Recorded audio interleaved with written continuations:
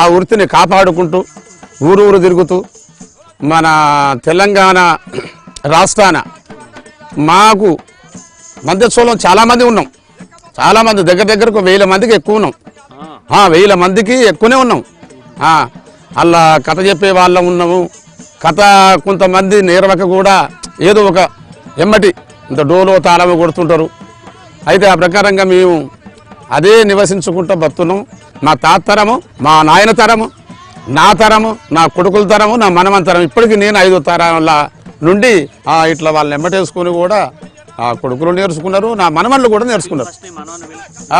మనవాడా ఇట్లా శివ పాడు, మీ తాత వాడే పాట ఒక పాట. తాత దగ్గర కూర్చో ఏదైనా ఒక పాట పాడిపియండి మంచి. రామ రామ ఓ రాఘవ రామ ఓ రామ అయ్యో జయ రామ.